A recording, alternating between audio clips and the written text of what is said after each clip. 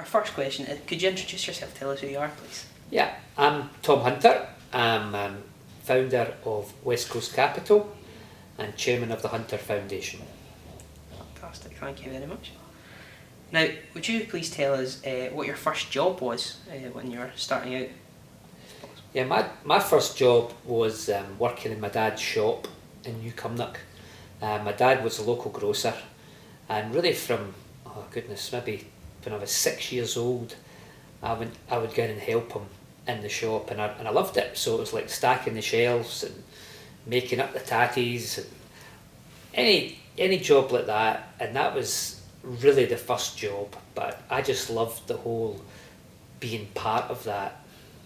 Right, so did you think you sort of, from that age then, you were sort of picking up the skills that would then help you go and to be as successful as you are, kind of? Yeah, everybody thinks about education in quite narrow terms, like the education is what you get at school. But that's only a small part of it. Successful people I meet have had a very broad education. And my education, it was just normal to talk about business around the dinner table. It was normal to go into the shop and to learn how to buy and sell at my dad's apron. So that was the real education. And obviously what you learn at the school is important, but try and get as broad an education as possible. Fantastic, thank you. I've actually not got it here, but I'd quite like to, I'm just interested. You started your own business. Could you tell us a little bit about how you went about that and how it sort of blossomed from there, please? Yeah, I went on to university after Cumnock Academy. Didn't really want to, but my dad's told me it was important, so I had to do it. And once I had finished there, I was unemployed. Nobody would give me a job. They obviously saw something within me that maybe at that stage I didn't see myself. I always wanted to be my own boss, having saw what my dad did. But I thought I would need to get experience, but nobody was willing to give me a job. So I then went on a further course at Glasgow University for unemployed graduates. And that was really good. It taught you the practicalities of cash flow and balance sheet, and writing a business plan and all these great things. And it was during that time my dad had to really get out of the grocery shop because of the miners' strike, and it was very tough in New Cumnock.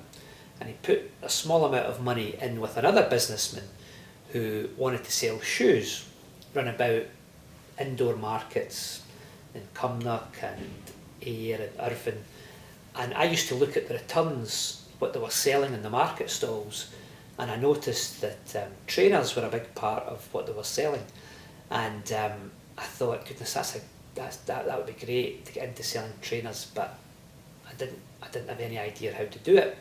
So I couldn't afford my own shop, so I made up a letterhead and I wrote to 2 existing high street retailers who had shops and space, and I basically blagged my way in saying I was a fast expanding footwear retailer and I noticed some space in their stores and would they like to give me a chance to sell my shoes in their stores.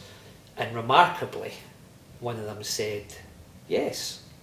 And of course I remember going back to my dad to say, goodness, it's great news. A retailer said they want to do it, but I don't know what to do. I've got no shoes, I've got no money, and I've got no idea what I'm going to do. So that's where my dad helped me. I wrote a business plan. My dad loaned me £5,000 and the bank loaned me £5,000, and that's how it started. Fantastic. That's amazing to hear, that must be... It's encouraging to hear that everybody starts the same, blagging their way in until they make it. That's great. So, one of the things that we wanted to ask was influential people in your career, and sort of who's influenced you the most and why were they the most influential person? Yeah, I think in terms of those early years, my dad was obviously hugely influential. Growing up in a small town where he was making a living out of the community, the buying and the selling, he taught me. But he also taught me that he was making a living out of the local community, and it was important that you put something back into that community.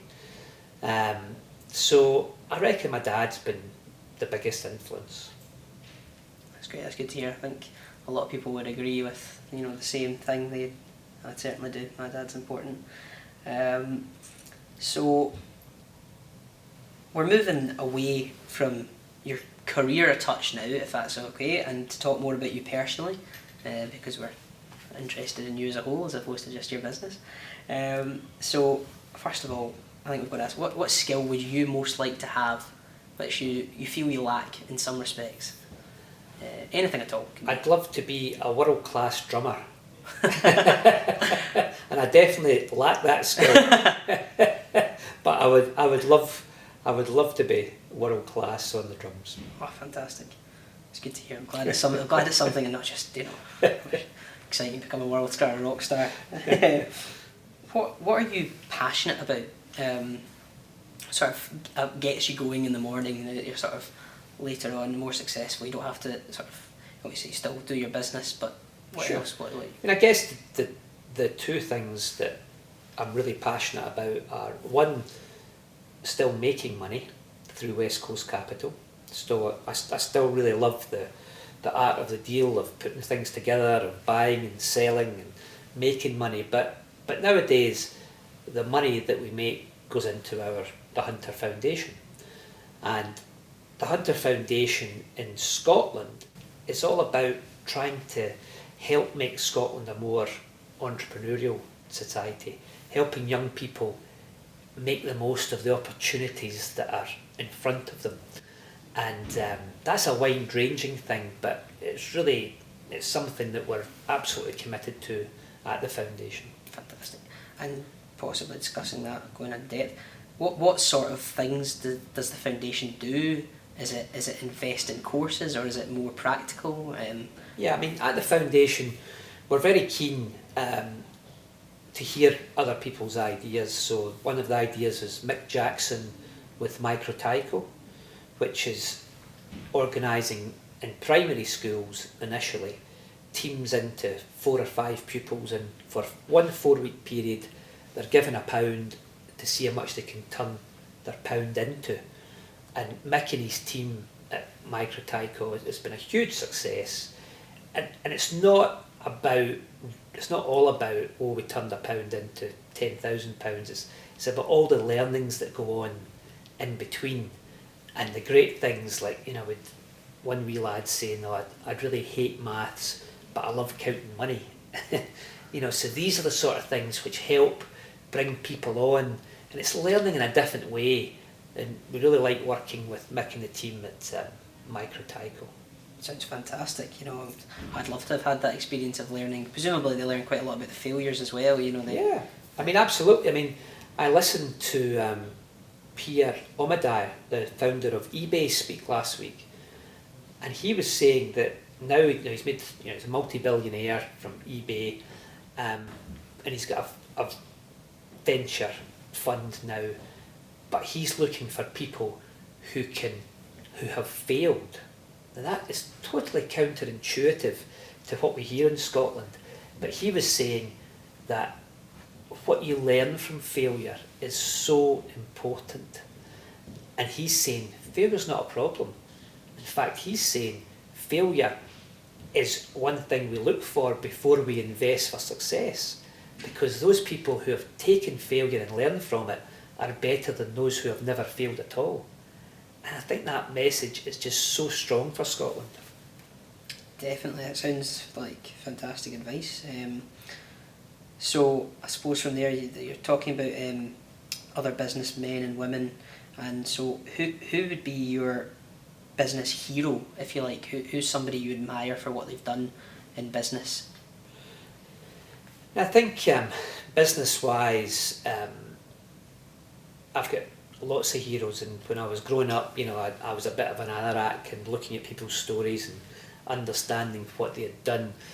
The kind of people who stick out for me on a business sense, but then broader, would be Andrew Carnegie, Bill Gates and Warren Buffett, because these are people who made huge sums of money, but then they did something worthwhile with the money. And that's something that really has touched a chord with myself. Great. On that note, we'll say congratulations for winning the Carnegie Medal. That was an amazing achievement for yourself and for being only the second Scottish person to win it. So fantastic, well done on that. So then, I suppose it might not be as important. There will be one. What's your greatest business achievement, personally? From a personal point of view. I mean, I think growing sports division was the biggest business achievement. Starting from nothing, and then at its height, just before we sold it, it employed 7,500 people. It was Europe's biggest independent sports retailer. We had to go from there to there is quite an achievement over 14 years. You only do that through your team. There are lots of people who can be successful on their own, but they only, in my opinion, grow small businesses. In order to grow a big business, you need a brilliant team, which I was lucky enough to have in sports division.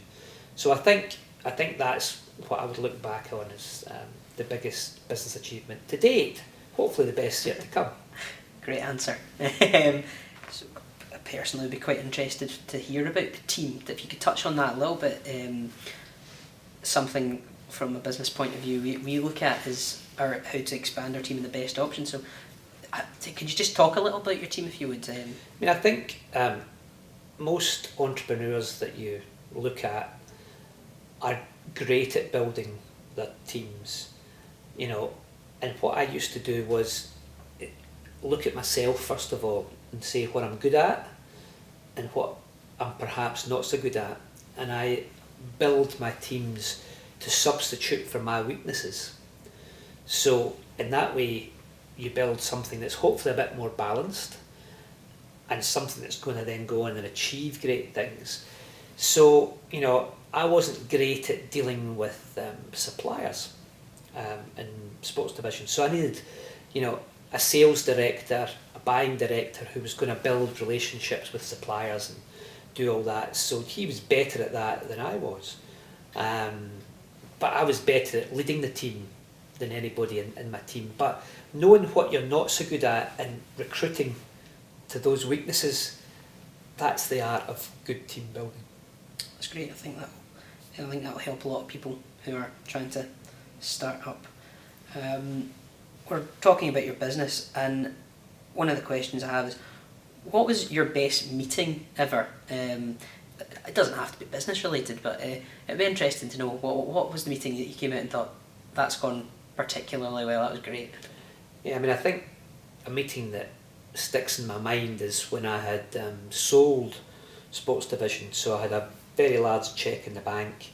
I was only 37 years old, but I had nothing to do. So I was trying to educate myself on what was next. And I had read about Andrew Carnegie, and he really interested me in that.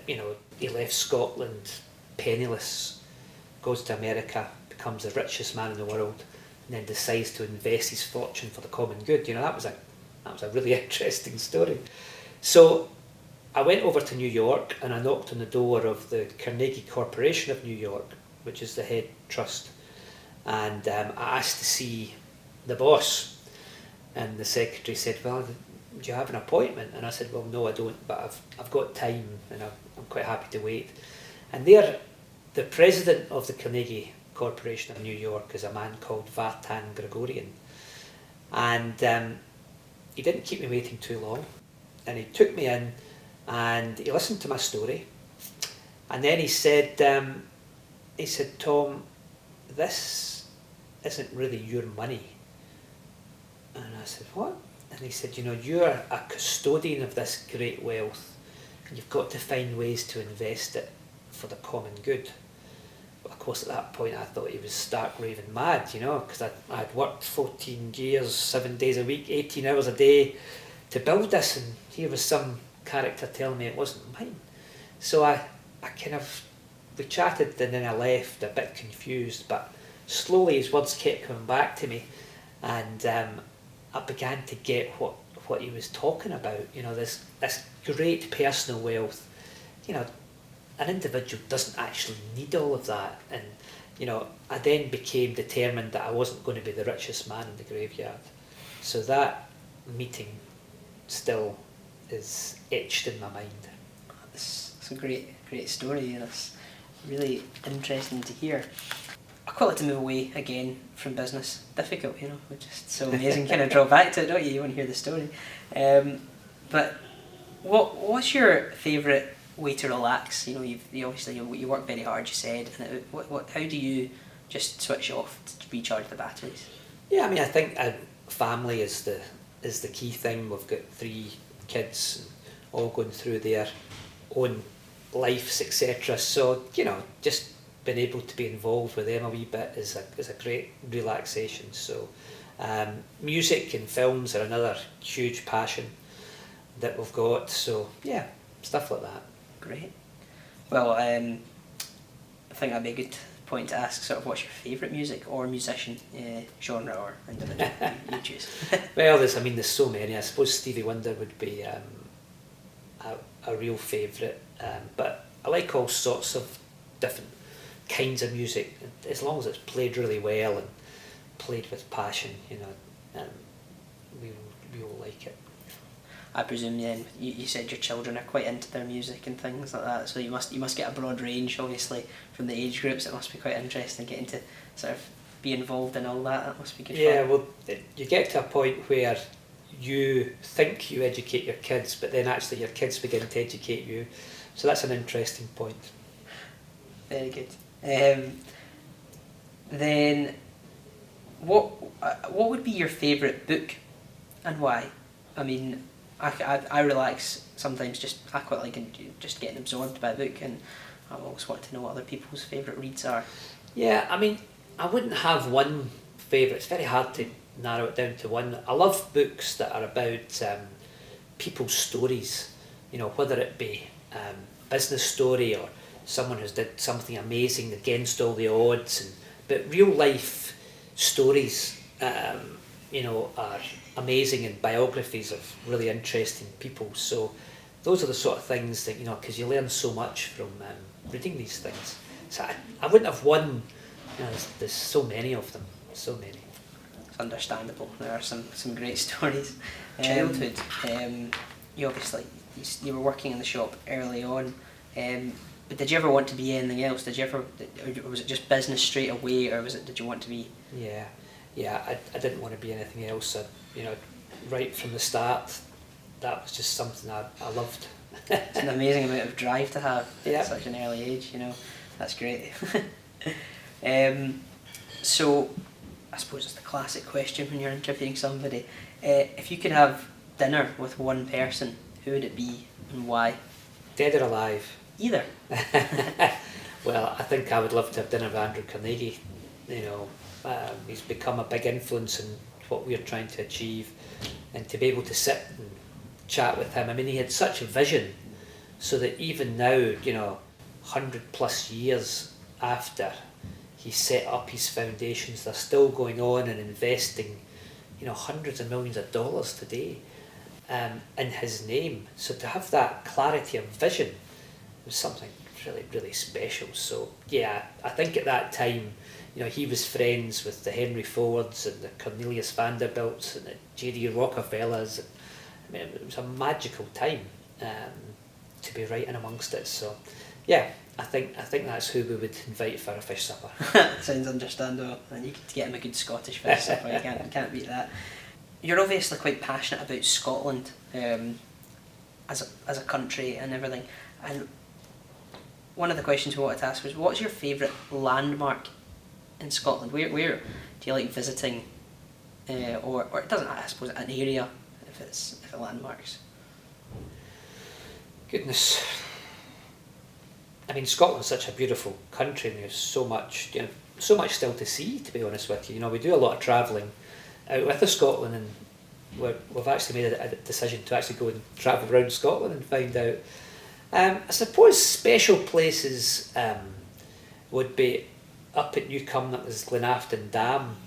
which was something I spent a lot of time as a kid up there. So that's got a kind of magical feel to it. I'm sure in a wet and windy day it's not quite as magical, but in my mind's eye it's still this magical, mystical place up there. So, yeah. Fantastic. So we're sort of leading to the end of the interview. I thought I'd leave that's almost a depressing question. I don't know, I should have asked at the start. For the people who be watching this, we're obviously hoping to take it to schools. Could you tell them what your worst mistake was and what you learnt from that mistake? Yeah, I think it really is important. Everybody makes mistakes, so we mustn't go through life going, so frightened to make a decision in case it was a mistake. I really don't believe in that, but what I do believe in is that if you've made a mistake, you've got to learn from it, and don't make the same mistake again, you know. And one of our biggest mistakes in business was losing our focus. So in our business, we know a great deal about a very narrow field, and we began to invest in things that we didn't really understand. So we lost money. So that was a punishment. But what we learned from it is really to stick to this focus on what we really knew inside out, and not get too tempted to go, you know, in all sorts of different directions. So really sticking to that focus was our lesson. That's really good to hear, because I think it plagues everybody at some point or another. What advice would you give to somebody looking to start either their own business or venture into the from an education department into a work environment? What advice would you give them? Yeah, well, I think the first thing is you've got to find something that you're passionate about, because you're going to be spending every waking hour doing it. So it's got to be something that you're really passionate about, something you love, something you say in the morning, right, I can't wait to get up and get on with it. Once you've did that, find the best possible mentor you can. Someone who's been there, did it, done it, who can help you along the way. I guess this is what we're trying to do at eSpark and the hatcheries, is find people with great ideas who are starting, but then help them.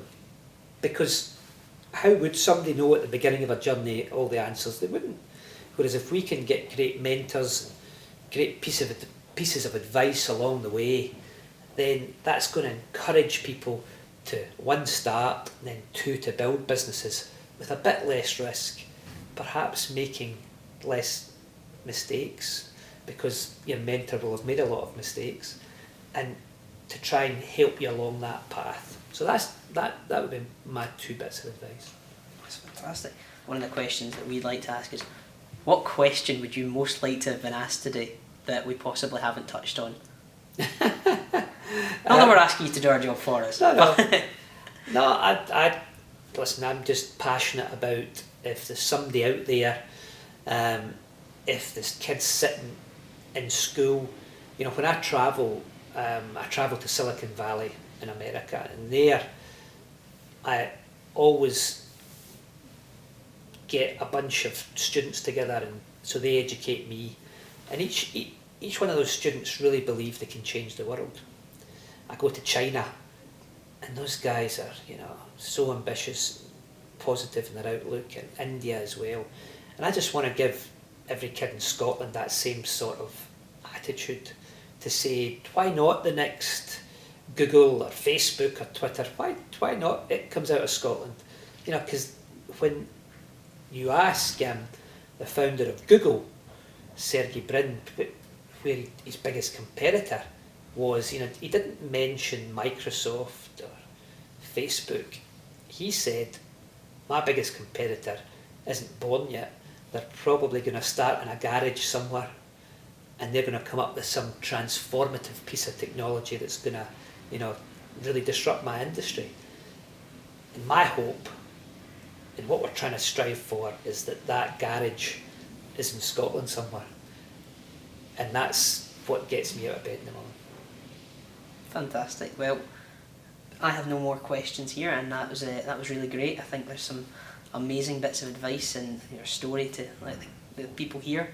So I just want to say thank you from our point of view for giving us the time to do that. Thanks. Good luck. Thank you very much. I appreciate that.